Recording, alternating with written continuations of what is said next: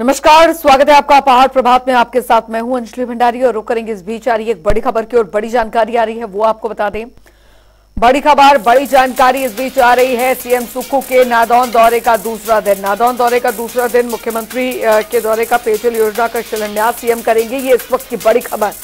Model career की आधारशिला यहां पर सीएम रखेंगे। तो आपको बता दें, स्किलिंग सेंटर की भी आधारशिला रखेंगे। बलडुहक में स्थानीय लोगों की समस्याओं को सुनेंगे, क्षेत्रवासियों की समस्याओं का निवारण करेंगे। ये इस वक्त की बड़ी खबर। सीएम सुक्खू के नादौन दौरे का दूसरा दिन आज।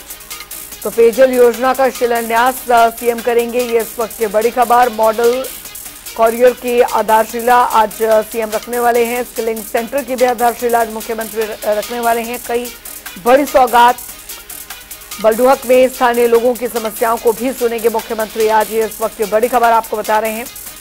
तो सीएम सुक्खू के नादौन दौरे का दूसरा दिन। नादौन का दौरा और आज दूसरा दिन है मुख्यमंत्री के दौरे का, ये इस वक्त की बड़ी खबर। मॉडल कॉरियर की आधारशिला आज सीएम रखने वाले हैं। यहाँ पर बड़ी और अहम जानकारी, स्किलिंग सेंटर की आधारशिला जो है मुख्यमंत्री इस दौरान रखेंगे। बलडुहक में स्थानीय लोगों की समस्याओं को सुनेंगे मुख्यमंत्री। क्षेत्रवासियों की समस्याओं का निवारण मुख्यमंत्री आज करेंगे। तो सीएम सुक्खू के नादौन दौरे का दूसरा दिन। अशोक राणा संवाददाता हमीरपुर से हमारे साथ जुड़ गए हैं ज्यादा जानकारी के साथ। अशोक, आज नादौन दौरे का दूसरा दिन है मुख्यमंत्री के, क्या कुछ कार्यक्रम आज रहने वाले हैं? जी बिल्कुल, मुख्यमंत्री का जो है दूसरा दिन है। हम स्कूल है नादौन विधानसभा क्षेत्र में, तो 11:30 बजे के आसपास जो है मुख्यमंत्री जो है उठाऊ पेयजल योजना का शिलान्यास करेंगे। जो नादौन 24 घंटे पानी की सुविधा जो है वहाँ पर उपलब्ध रहेगी। इसके बाद मुख्यमंत्री जो है जल शक्ति विभाग का एक विश्राम गृह है, उसका जो मॉडल कैरियर है उसके बारे में जानकारी जो है हासिल करेगी अधिकारियों के साथ बैठकर। उसके बाद जो है परिदूषण स्थानीय लोगों की जन समस्याओं को मुख्यमंत्री सुनेंगे। तैयारियां क्या कुछ कर ली गई हैं फिलहाल वहां पर, क्योंकि कई कार्यक्रम जो है वो यहां पर प्रस्तावित हैं। मुख्यमंत्री का दूसरा दिन है नादौन के दौरे का भी। समस्याएं, जन समस्याओं से भी आज रूबरू मुख्यमंत्री होंगे। जी बिल्कुल, तैयारियां जो है पूरी जो है तकलीफ की जा चुकी है। और आपको बता दें कि दोपहर बाद मुख्यमंत्री जो है जो नादौन का मिनी सचिवालय है वहाँ पर लोगों की जन समस्याओं को सुनेंगे। चलिए, बहुत बहुत शुक्रिया अशोक राणा इस तमाम जानकारी के लिए। तो ये बड़ी और महत्वपूर्ण जानकारी आपको यहाँ पर दे रहे हैं। मॉडल करियर की आधारशिला आज मुख्यमंत्री रखने वाले हैं। स्किलिंग सेंटर की भी आधारशिला आज मुख्यमंत्री रखते नजर आएंगे।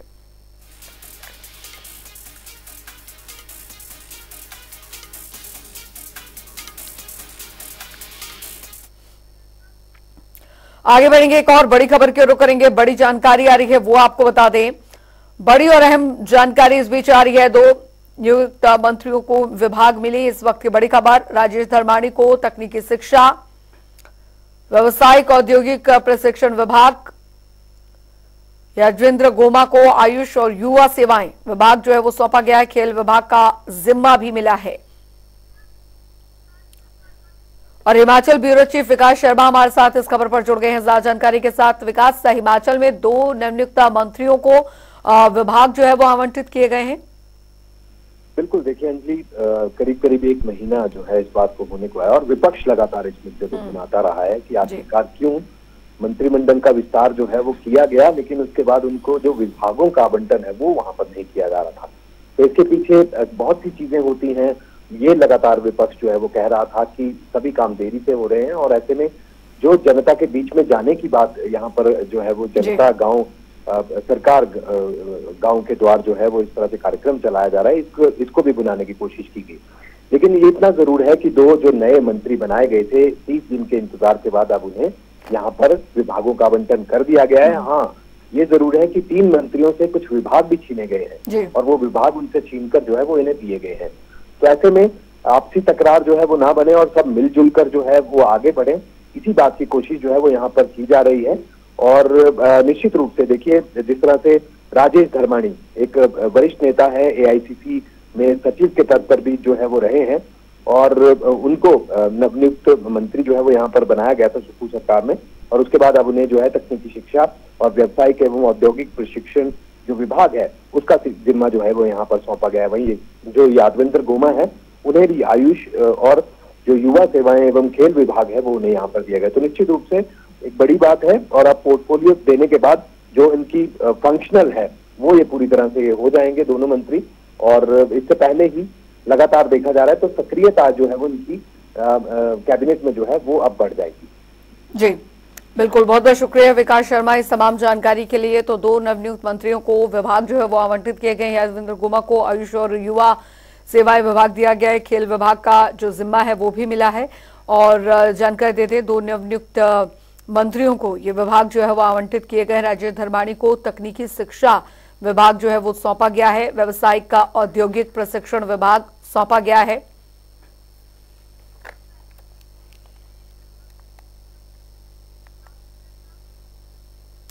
बढ़ेंगे आगे, आपको बता दें उधर मुख्यमंत्री सुखविंदर सिंह सुक्खू हमीरपुर जिले के 2 दिवसीय दौरे पर हैं, जिसमें पहले दिन मुख्यमंत्री नादौन के अमतर मैदान में पहुंचे और साथ ही लोगों ने मुख्यमंत्री का भव्य स्वागत किया। इस मौके पर केसीसी बैंक के चेयरमैन कुलदीप सिंह पटनिया और साथ ही भोरंज के विधायक सुरेश कुमार और जिला प्रशासन और कांग्रेस के पदाधिकारी मौजूद रहे। वहीं इस मौके पर सीएम सुक्खू ने केंद्रीय मंत्री अनुराग सिंह ठाकुर पर पलटवार करते हुए कहा कि केंद्र ने आपदा के समय कोई आर्थिक जो मदद है वो यहां पर नहीं की, बल्कि आपदा पर मिलने वाली रूटीन की आर्थिक सहायता दी है। मुख्यमंत्री ने कहा है कि आपदा के लिए केंद्र स्पेशल आर्थिक सहायता जारी नहीं की। का ऑफिशियली कार्यक्रम तो शुरुआत अभी 17 तारीख से होगी, लेकिन पहले हमने 12 तारीख रखा था। तो जिनके विधायकों के प्रोग्राम थे वो अपने कर रहे हैं, और इस समय पूरे विधायक जो है हर गांव की तरफ जाएंगे। 1 साल में जो हमारी सरकार ने ऐतिहासिक निर्णय किए हैं उन निर्णयों को जनता के तक ले जाएंगे और बताएंगे कि किस प्रकार हिमाचल में जब आपदा आई तो भाजपा ने किस प्रकार उसका विरोध किया। और ये बात मैं इसलिए कह रहा हूँ कि जब हमारा विधानसभा में आपदा प्रभावित परिवारों के साथ संकल्प की बात आई तो भारतीय जनता पार्टी के विधायक उसमें साथ नहीं खड़े हुए। इस दृष्टिकोण से आपदा के समय हमें कोई स्पेशल रिलीफ पैकेज भी नहीं मिला, और जो मिला है वो बजटरी अलॉट है, बजट में अलॉट किया जाता है, और चाहे वो एनडीआरएफ के रूप में थे चाहे किसी और रूप में था। तो जिस प्रकार की आपदा से सरकार ने सामना किया और जो हमने 1 साल में ऐतिहासिक परिवर्तन किया है, वो व्यवस्था परिवर्तन किया, उसके निर्णयों को लेकर और आने वाले समय में सरकार क्या करेगी उस दिशा से हमारा ये कार्यक्रम है। उधर सीएम सुखविंदर सिंह सुक्खू हमीरपुर दौरे पर रहे। इस दौरान धनीटा में लोगों और कार्यकर्ताओं ने सीएम सुक्खू का गर्मजोशी के साथ स्वागत किया। वहीं इस अवसर पर केसीसी बैंक का चेयरमैन कुलदीप पठानिया भी कार्यक्रम में मौजूद रहे।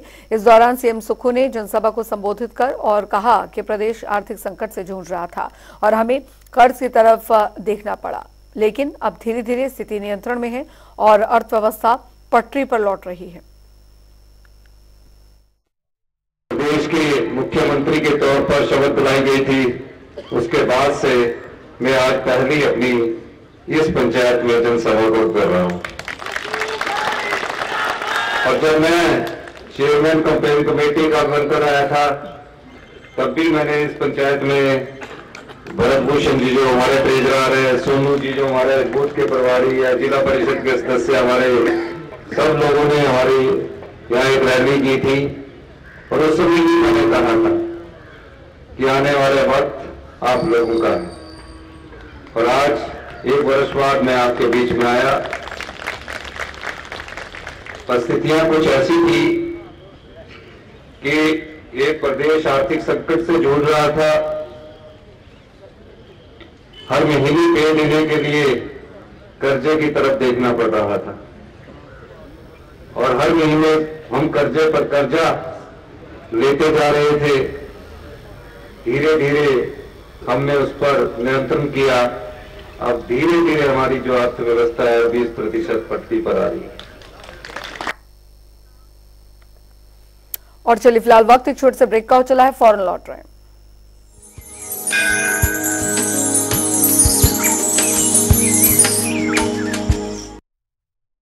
जॉइंट पेन के लिए डॉक्टर ऑर्थो ऑयल के अमेजिंग रिजल्ट सबको पता है, पर क्या आपको पता है कि पुराने और ज्यादा बिगड़े दर्द के लिए डॉक्टर ऑर्थो ऑयल के साथ साथ डॉक्टर ऑर्थो कैप्सूल्स को भी रेगुलर यूज करना चाहिए। ये कोई टेम्पररी पेन किलर नहीं, आयुर्वेदिक औषधि है।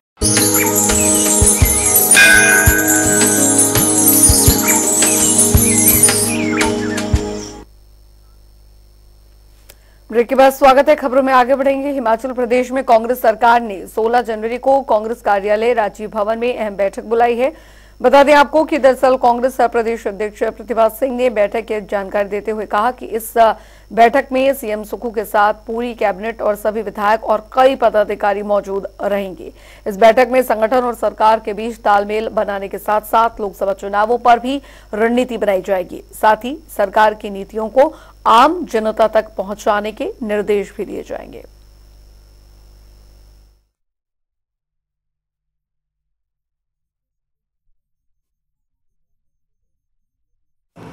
देखिए, सबसे बड़ी बात तो ये है कि हम हिमाचल प्रदेश 98% हम हिंदू लोग यहाँ पर रहते हैं। हमारी सभी की आस्था राम के प्रति है। राम के मंदिर का इतना बड़ा जीर्णोद्धार हो रहा है, उसके लिए हम प्रधानमंत्री के आभारी भी हैं कि उन्होंने इसका बीड़ा उठाया और उन्होंने इस कार्य की शुरुआत करने की भी शंखनाद बजा दिया है। इसके लिए उन्होंने हमें भी आमंत्रित किया है।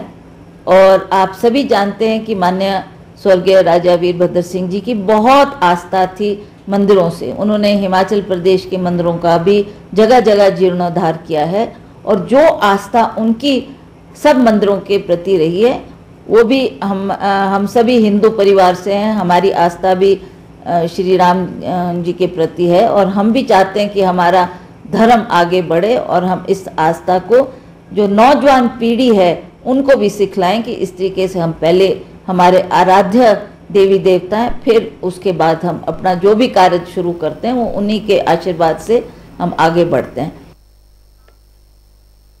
उधर आपको बता दें कि विकसित भारत संकल्प यात्रा नाहन पहुंची है और इस कार्यक्रम में बीजेपी के प्रदेश अध्यक्ष डॉक्टर राजीव बिंदल विशेष रूप से मौजूद रहे।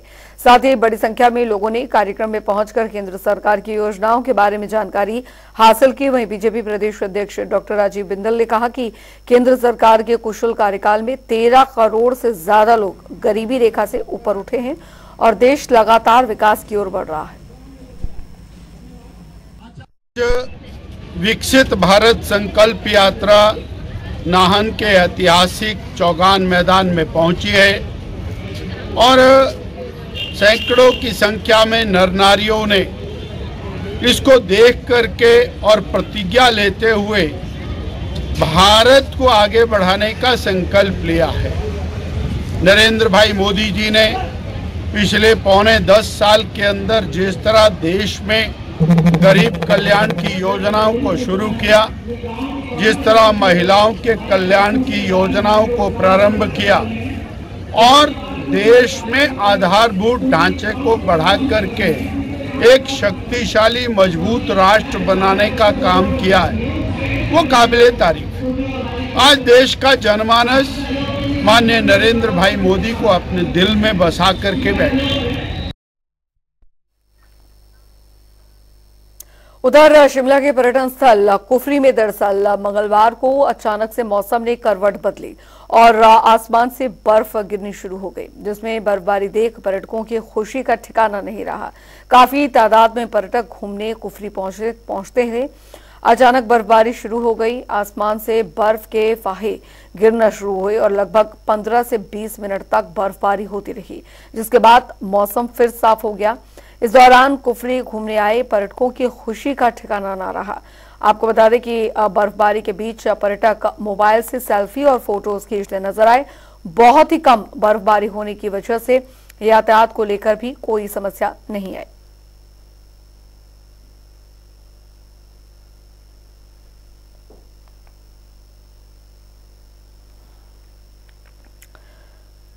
बता दें कुफरी में सीजन का ये पहला हिमपात यहां पर देखने को मिला और पर्यटकों के चेहरे जो हैं वो काफी खिल गए इस दौरान।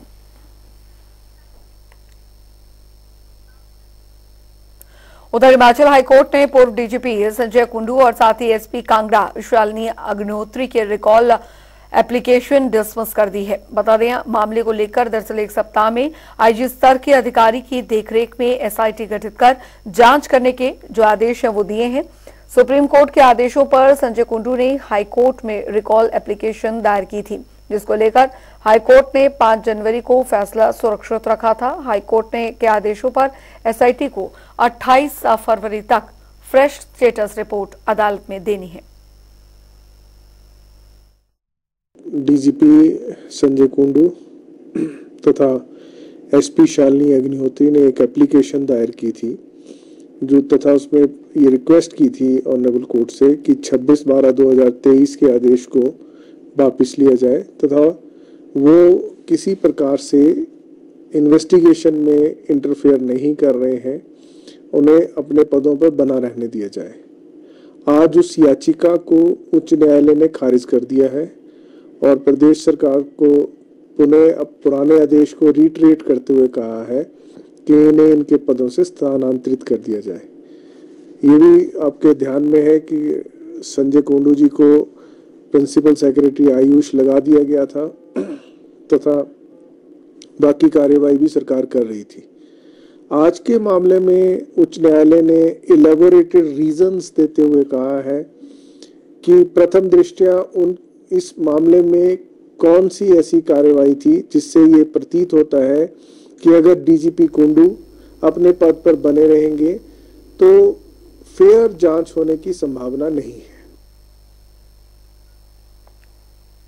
उधर हिमाचल विधानसभा के उपाध्यक्ष विनय कुमार अपने रेणुका प्रवास के दौरान वार्षिक पारितोषिक वितरण समारोह में बतौर मुख्य अतिथि शिरकत की। इस दौरान उन्होंने शैक्षणिक और अन्य गतिविधियों में उत्कृष्ट छात्र छात्राओं को पुरस्कार वितरित किए। वहीं इस दौरान उन्होंने 45 लाख रुपए की लागत से बने स्कूल के अतिरिक्त भवन का भी उद्घाटन किया। साथ ही समारोह को संबोधित करते हुए उन्होंने कहा कि हिमाचल सरकार शिक्षा के क्षेत्र में विशेष रूप से कार्य कर रही है।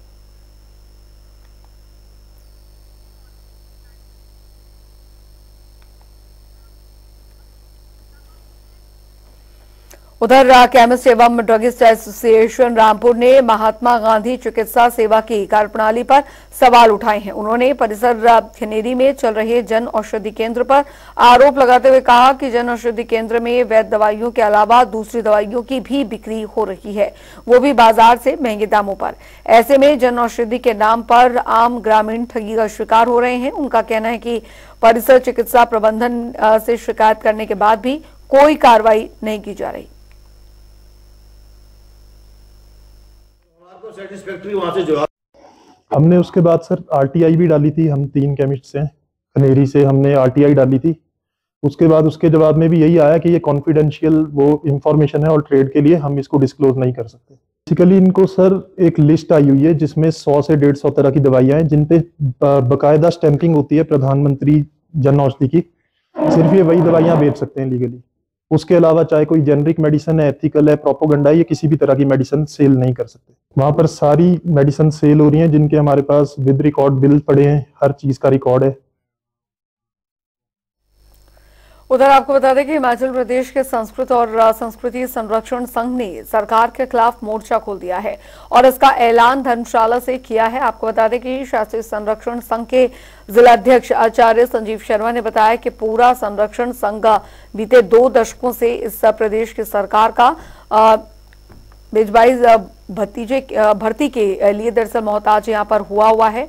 आपको बता दें उन्होंने कहा है कि जो शास्त्रीय अध्यापक का 16 संस्कारों की विस्तृत गहन अध्ययन करके शास्त्रीय अध्यापक बनता है, उसके लिए प्रदेश में बीएड आदि का कोई ना तो प्रावधान है और ना ही अध्ययन के लिए कोई संस्थान है। बावजूद इसके 11 अक्टूबर को शास्त्रीय पदों की भर्ती और पदोन्नति नियम का नया फरमान जारी किया गया है।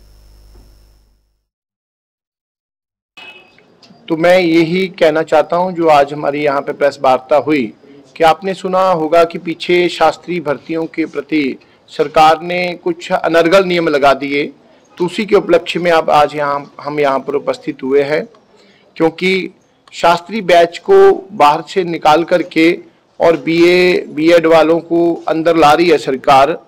तो इसी सरकार की दोगली नीति के खिलाफ हम आज यहाँ पर उपस्थित हुए हैं। क्या है कि सरकार ने जो नोटिफिकेशन जारी की थी वो C&B शास्त्री पद के लिए की गई थी, क्योंकि ये भाषा अध्यापक के रूप में आती है, C&B कैडर है। तो इन्होंने एकाएक C&B कैडर को TGT कैडर में तब्दील करने की कोशिश की, हालांकि सरकार के पास कोई इंफ्रास्ट्रक्चर नहीं है। चलिए इसी के साथ पहाड़ प्रभात की खबरों में अभी के लिए फिलहाल इतना ही। वक्त एक छोटे से ब्रेक का।